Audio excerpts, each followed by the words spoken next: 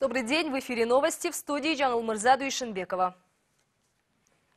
Для пострадавших от оползня и землетрясений Министерство чрезвычайных ситуаций открыло спецсчет.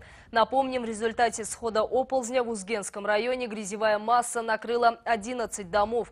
Погибло 24 жителя села Аюм. Через несколько дней после этого на границе с Таджикистаном были зафиксированы подземные толчки до 7 баллов. Как сообщает МЧС, жители сел Щебе, Джекенды, Чулук, Каратеи, Чоңалайского района уже переселены в палаточный городок. В общей сложности в нем разместились более 3000 человек. По данным ведомства, специалисты обследовали порядка 1000 домов, в том числе 5 соцобъектов, которым присвоены категории в зависимости от разрушения. Так, полному восстановлению подлежат 8 строений, а около 530 находятся в аварийном состоянии. Тем временем еще хуже ситуация складывается в Джиргитальском районе соседнего Таджикистана. В этом районе в основном живут этнические кыргызы. Их села оказались вблизи очага 7-бального землетрясения. У многих жителей дома находятся в состоянии опасном для проживания. Из-за огромных трещин в стенах и обвалившихся потолков люди ночуют практически на улице. Многие семьи переезжают к родственникам в Кыргызстан. По некоторым данным, количество переехавших уже около 1000 человек.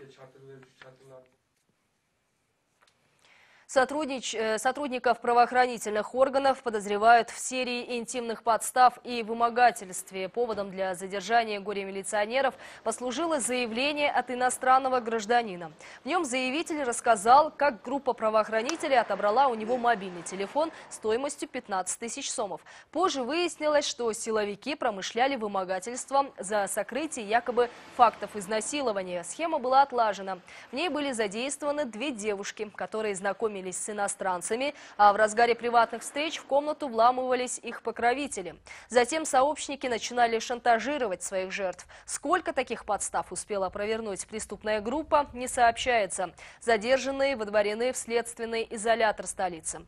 Поиск еще одного милиционера продолжается.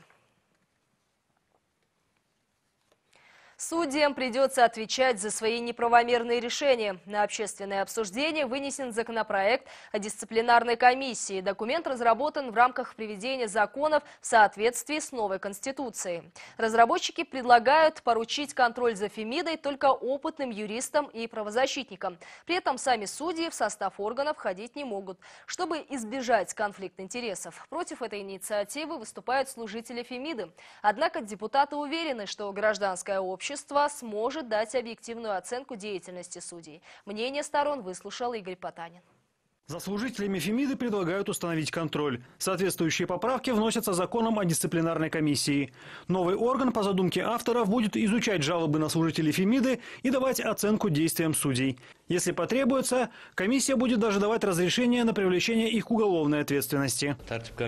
Мы создаем эту комиссию, потому что в последнее время много претензий к судебному корпусу. Люди жалуются, что служители Фемиды принимают необоснованные решения и не несут за них никакой ответственности. Раз уж они решают судьбу человека, они также должны отвечать. Некоторые служители Фемиды согласны с нашим предложением, но большинство против этой инициативы. Формироваться дисциплинарная комиссия будет президентом Джугурку Кенешем и советом судей. Каждый представит по 3 человека. Все кандидаты должны иметь юридическое образование, но не иметь никаких связей с судебной системой, правоохранительными и надзорными органами, а также не являться адвокатами. Например, это могут быть правозащитники. Однако такой состав органа поддерживают далеко не все. Люди, дающие оценку деятельности судьи, должны хорошо знать все тонкости, нюансы судопроизводства, судоустройства, то есть порядок рассмотрения дел в судах. Особенно, когда дисциплинарный проступок того или иного судьи касается,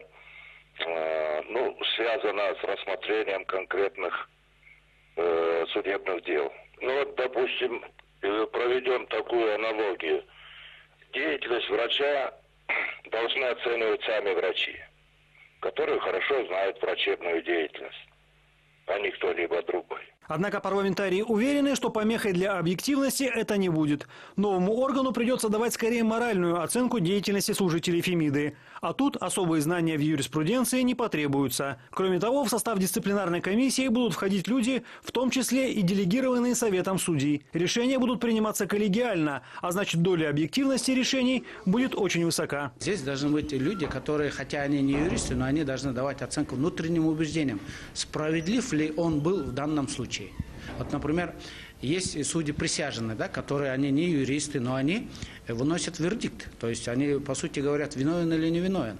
Вот именно они руководствуются внутренним убеждением. Они слушают адвокатов и прокуроров, и решения выносят с внутренним убеждением, опираясь на свою собственную личную совесть. Да? Поэтому я думаю, что представители гражданского общества обязательно должны быть, которые будут руководствоваться именно внутренним убеждением. Они должны поверить судье или не поверить ему. Документ пока внесен на общественное обсуждение, а значит, что поправки в него еще могут быть внесены. Законопроекту предстоит пройти процедуру обсуждения в комитетах, и лишь потом он будет вынесен на обсуждение Джгурку Кенеша. Игорь Потанин, Александр Симонов, НТС.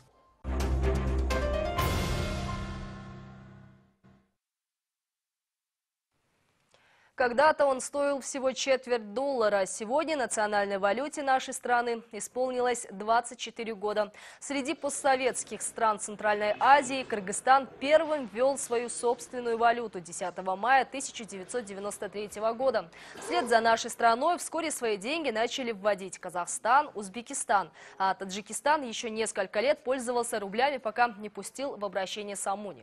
Что касается нашего СОМа, то когда валюта только вводилась, напомним, самой ценной была 20-сомовая купюра. Через год последовала вторая эмиссия денежных знаков и появились купюры номиналом 50 и 100 сомов.